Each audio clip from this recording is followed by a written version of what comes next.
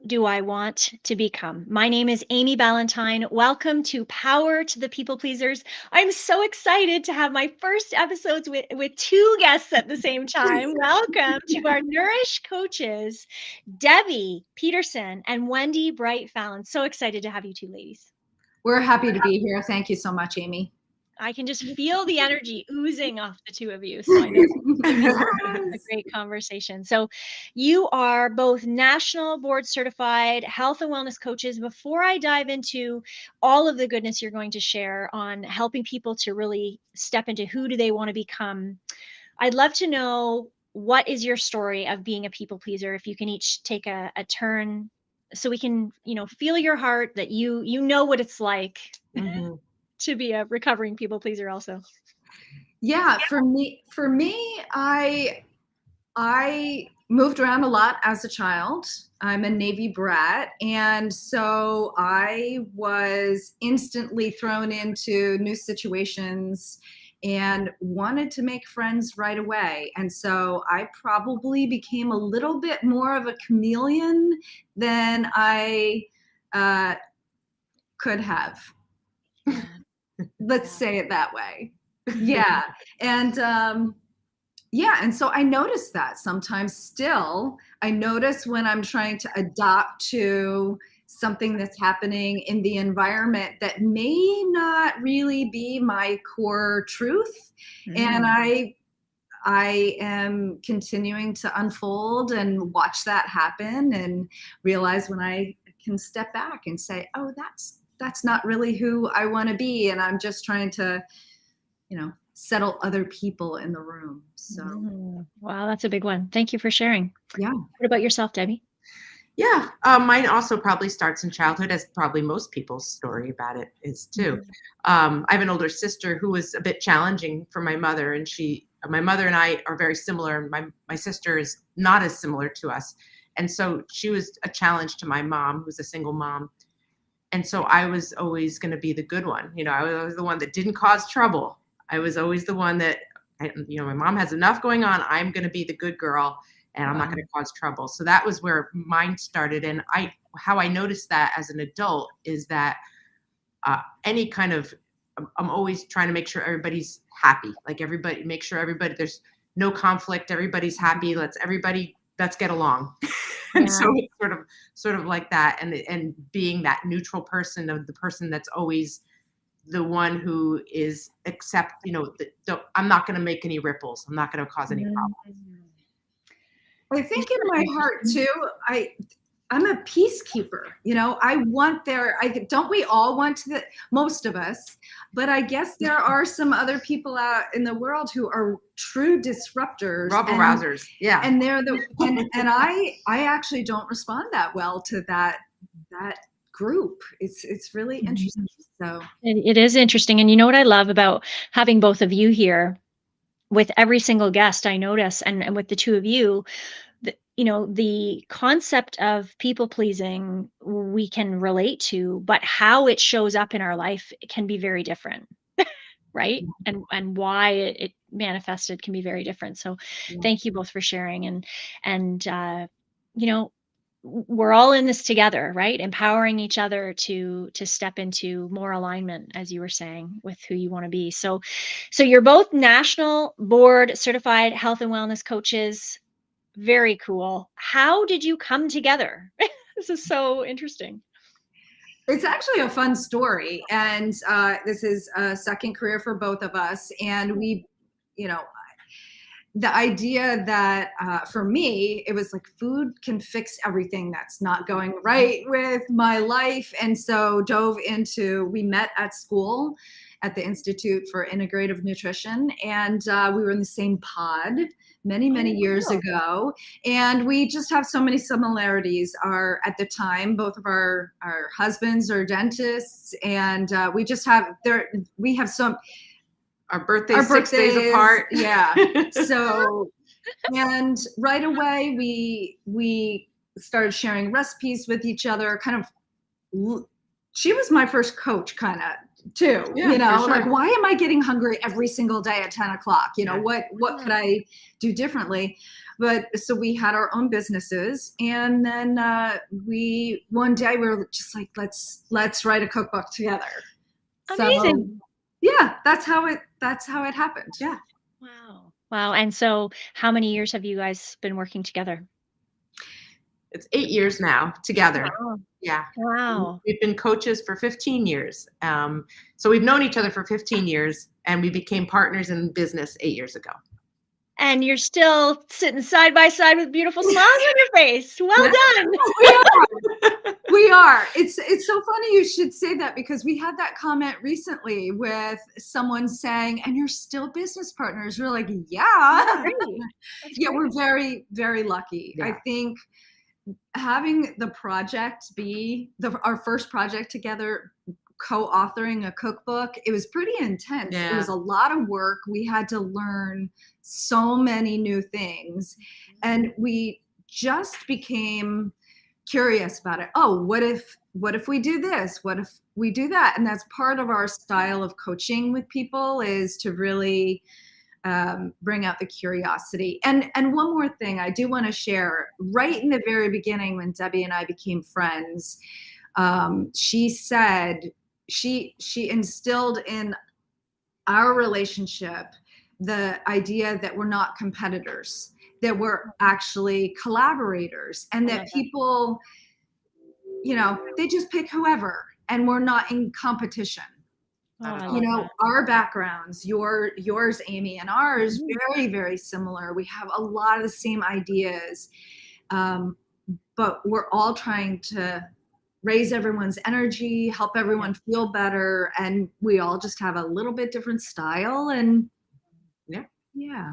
Well, and I love to think about it and explain it like, when we come from an abundance mindset, there are billions of the people on the earth to serve, and we each bring this unique spin, right? We might have similar education, we might have similar training, but you, Wendy, you, Debbie, me, Amy, we each have our own uniqueness, and certain people are going to resonate with us, right? And That's right. that's the gift, right? And I love meeting people like the two of you, because it is just reinforcing for me. Yes, there are more people out there. Yeah, we're all part of the same tribe. It's all, we're just trying to make the world a healthier place. And that's what it is. It's all about what this idea came from IIN, the Institute for Integrative Nutrition, is that we all are causing the ripple effect. And that's the idea, is that we're all doing the same work, trying to cause the ripple effect so that everyone can benefit from it. So beautiful. So beautiful. So we're talking about this topic, who do I want to become? I'd love to know, what are your core things that you work with your clients, and how do you help them on that journey? Either of you can take that. Yeah, okay, I'll start. So the structure, the scaffolding of our work is our philosophy of the 5 foundations of health.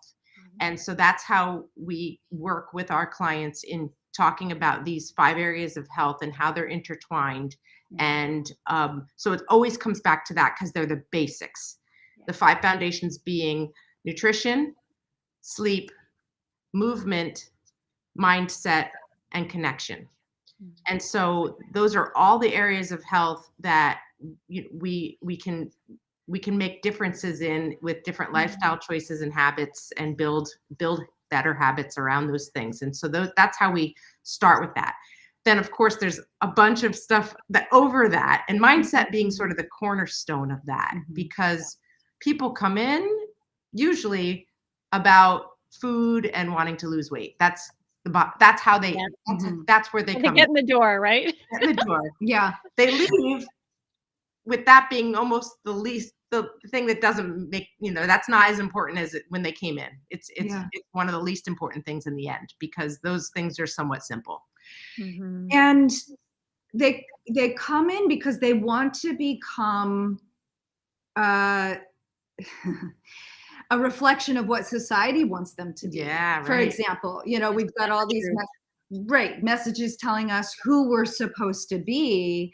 And so when you say, who do you want to become? Some people don't really even know, because we're attached to numbers or characteristics or how things used to be, or how just the mold of society and our diet culture puts so much shame and attention around that. And we're really trying to shift the story and have it be inside out, instead of, we don't tell, right?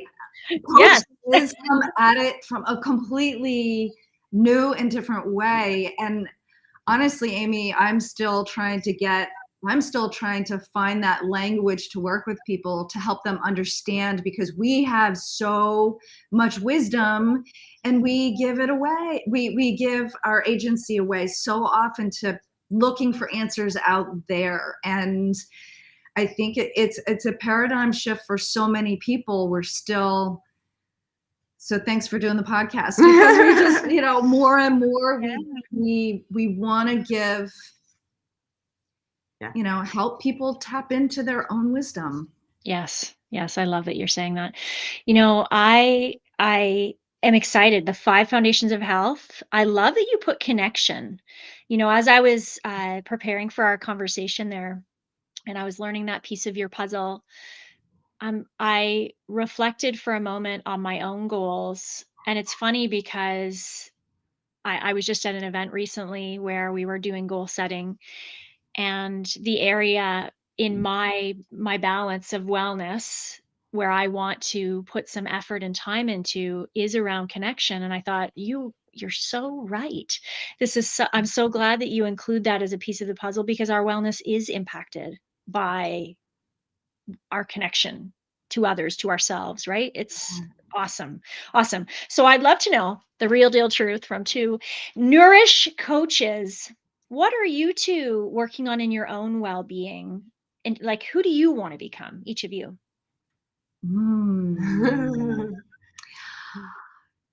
One of my tenets is to continue the 1%, kind of improve 1%. And it is looking at those 5 foundations, constantly saying, what in my mindset could shift just a little bit to help me spread the message of health and wellness and feeling good. And so, so continuing to look at those 5, but one that I hold on to that for me is a cornerstone is strength in body and mind. And it's from, seeing my future self not riding a bike or not being able to get up off the floor. I really have a strong image of that resiliency for a really, really long time. And so what can I do today, right in this moment, to be that strong, that strong woman, to be a contributing part of society and adding value and that ripple effect. So that's who I'm continuing to become. And, looking at the values always, is this in alignment with my values? And so, what was good for me 5 years ago or 10 years ago, I need to just keep being adaptable for that. And the work is never going to be over. Mm-hmm. Can I just jump in there, Debbie, before you go? My goodness, you just gave me huge goosebumps when you were talking about, into the future. This has been my driving force since before I was a teenager, of having this vision in my mind of being strong enough and mentally with it so I can, and don't judge me or question this, so I can go bowling with my great grandkids. But why did I choose bowling? I have no idea why that was the vision that I created when I was preteen, but it was that I wanted to be old enough, or I wanted to be well enough when I was old to be rocking great granny on the bowling lanes. Yeah, why not? Because a bowling ball's heavy, and you don't think of old people being able to lift a bowling ball, right? There you go. There's the link. Yeah. So cool. Yeah. What about yourself, Debbie? So I always, because same thing. I'm looking to the future because I have already become so many of the identities that I've wanted to become. And I love who I am and what I'm doing right now because I've worked hard to get there. But looking into the future too, yeah, I want to be this resilient, active, and intelligent, someone is taken seriously despite my gray hair person. I want to be that person that people are, wow, oh my gosh, she's 97 and she's on the tennis courts, and I just had this amazing conversation with her. That's who I'm going to be. Yes, I love it. I love it. I love it. And I love the confidence with these words that we're sharing. That this is the path. We know that it is about the actions we're taking right now leading to that healthy future, right? So I'd Absolutely. love to know, you both work with different clients. And if you can share of your 5 foundations, in your own opinions, which is the area where most people are struggling with the most, and a tip that you give them? Well, I think we both would say it's mindset. Absolutely, 100%. The mindset is what we work on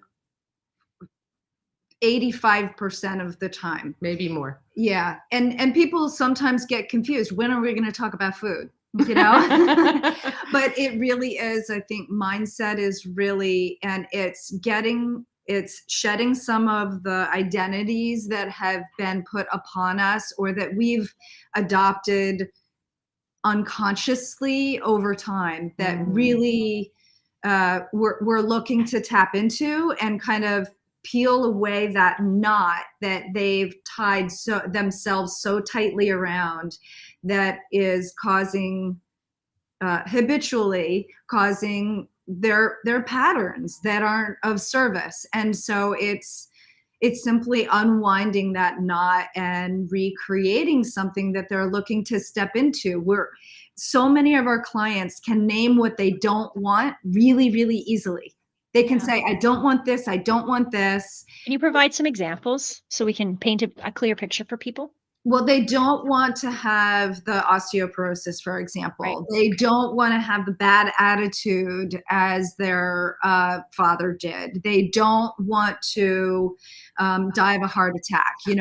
Some of those some of those ideas. And then, but they don't say that they don't have the clarity and the vision and the picture of what they're looking to step into. And so it's that mindset piece and identifying who we want to become is huge. Right. Because then we can build the habits around that person you're stepping into. I am becoming this person. What would a strong woman do? And then build the habits around who you're becoming. Right. Yeah. And it's not that we don't suggest ideas around food and sleep and movement and connection. We do, but it always goes back to mindset. So I'm not sleeping well. Well, let's unpack that. And then it always gets back to mindset. It's because I don't have enough time during the day. I'm with my kids all day long. And it's my alone time is from 10 to 12. I need that alone time. But you're getting only 5 hours of sleep. But it's so important for me to have that alone time. That goes back to mindset. Okay, why do you need that alone time? What are you missing out on? Same thing with food. I ate a whole sleeve of cookies. Well, why did you eat the whole sleeve of cookies? Well, because I was really sad because I was thinking of, whatever else. So no matter what habit it is, it's tied to mindset. So it's the only answer. It really is. Yes, I appreciate that very much because, the three of us are very aligned in that message, right? We can work on the other pieces, but if we're not working on the mindset component as well, the thoughts we're thinking, that's what is holding people back, right? Where the obstacles come. So let's talk a little bit about your cookbook. you have one cookbook, two. Where are we at with the cookbooks? Yeah. Yeah, we have two. We have Yeah. the original one, which is called the Nourish, and that's a community supported cookbook that brought us together as partners. And that is a bunch of our own recipes, but half of the book are recipes from community members, whether they're foodies or chefs or yoga instructors or trainers, whatever they are. We took recipes from them and put them in our book and took pictures of them, and that's it. The only common ground with them is that they have to be real whole food and they have to be simple. Awesome. So Yeah. Simple. Yeah. Awesome. And we aren't trained chefs. We aren't designers of recipes. And truth be told, it was really actually difficult to actually put the measurements into the cookbook because we both we don't follow rules. And so we're actually working on a third cookbook and have a third person who's really behind helping us get the measurements right. And she's a professional chef. Yeah, she's professional. So it's really fun. But our message is just we need to own the work that it takes to feed ourselves nourishment, and a big component of that is spending some time in the kitchen with food, and that's where the reason for the cookbook. And and the reason for the simplicity is because a lot of people think they don't like to cook or can't cook, and so we want to say, well, like we're not trained professional chefs, and you can. This is so easy to make, and it's real whole food, and that's the whole point. Is that we want people to start getting their own real whole food, and it doesn't have to be complicated at all. Yes, so. I love that. And so, where can people get these cookbooks? The two that you already have. They're available on Amazon for sure. And if they're local to us in Red Bank, New Jersey, they can come to our office. Amazing. Our other cookbook is called Taste, and that's just a little mini cookbook. I think it has 25 recipes or so in it. And that was sort of we made that to go along with a course that we had, but the course is no longer, but we still have the cookbook. Well, our business has changed so much, right? So it's great that you kept the resource. So I'd love to share. You were talking about the 1%, Wendy, as part of your becoming. Who do you want to become? And I know that's your giveaway for the listeners. Can you talk about this? I wrote down the one thing guide for the link that I'm going to share. Can you tell the listeners a little bit about that? We know that most people they have big goals. They want to change things. And so often we dive all in and try to change everything in our life all at once. And it's a recipe for failure. It just doesn't work. You can do anything for 30 days, but what happens on day 31, 32, 33? And it needs to be sustainable. And these they must be for a lifetime. Otherwise, our yo-yo is going to hurt us again and again and again. And so the one thing is really mapping out one thing in nutrition, for example, with your food. What's one thing I could add in?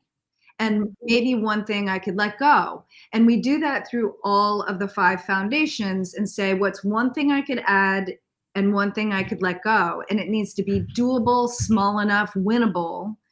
And if they pick just one to work on in the next week or two, and that's a compounding effect.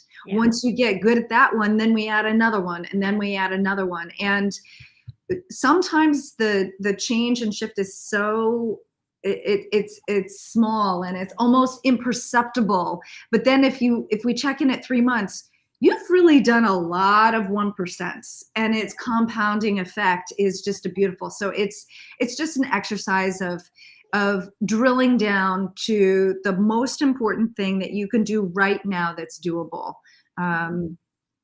That's the one. Anything else you wanted to add, Debbie? Well, while she was talking, I was just thinking of our numerous group members, because we're just finishing up a 6-month group and two different groups that are finishing up right now. And we've been talking about tell us about what you think about the last 6 months. Mhm. And that was the message, is that we didn't think we were making very big changes. We didn't think we were doing much at all. But now that I'm looking back, oh my gosh, I'm a completely different person than I was 6 months ago. And it was just this gradual compounding that worked. And it's amazing if you do it that way. And I think the biggest part of it, like she was saying, is winnable. And what we always say is that we're always making promises to ourselves that we don't keep. Like, I'm not going to eat any sugar. I'm not going to eat any sugar for a month. And then we break that promise. I know. And we do that over and over and over again. So we don't trust ourselves. And when we Yes. don't trust ourselves, how are you going to change habits if you don't trust yourself? You're just gonna be like, well, I know it's not going to work. I never worked for me before. Why is it going to work now? So that winnable piece is huge. You have to choose something that you can easily do. It has to be easy. Because if Yes. it's not, you won't do it and you won't win. And that's really important. Thank you. Thank you. I love all of what you're saying. I'm like, yes. I'm getting goosebumps over and over. I feel Good. so aligned. This is so great. What a great conversation. I feel like we've had a really good dialogue on helping people consider that question, who do I want to become, and some great strategies here. So individuals who want to connect with you, they can go to Instagram with your handle as Nourish Coaches. Nourishcoaches.com is your website. Ladies, it was such a pleasure having you today. Thank you so Thank much for you. being here. Thank you, Amy. Yeah. Keep spreading the good word and the Yes. message. Yeah, it's so great to be here. Thanks so much. Wonderful. And for all of our listeners, thank you so much for tuning in again to Power to the People Pleasers. I'm Amy Ballantyne, and I look forward to having you listen again.